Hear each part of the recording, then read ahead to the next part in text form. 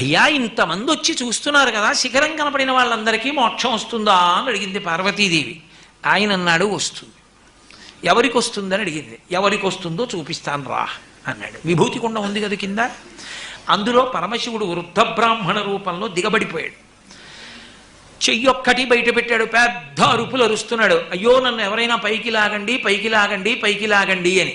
పార్వతీదేవి వృద్ధ బ్రాహ్మణి రూపంలో ఏడుస్తోంది, అయ్యో నా భర్త ఊబిలో దిగిపోతున్నాడు, ఎవరైనా వచ్చి తీయండి అని. పరుగు పరుగున వచ్చారు కొంతమంది, మేము లాగుతామని. అయ్యో నా భర్తని లాగేటప్పుడు కించిత్ పాపం లేకపోతేనే లాగాలంది. అయ్యో మేము చేసినవి చాలా ఉన్నాయమ్మా అని వెళ్ళిపోయారన్నారు. ఒక వేశ్య, ఆమె జీవితం అంతా పడుపు వృత్తితో గడిపింది. ఆవిడ వచ్చింది, వచ్చి అమ్మా నేను లాగుతాను, నువ్వే పాపం చేయలేదా అంది. చేయకేమ్మా నేను వేశ్యావృత్తిలో ఉన్నాను, ఎన్ని పాపాలు చేశానో, శ్రీశైల శిఖరం చూశాను,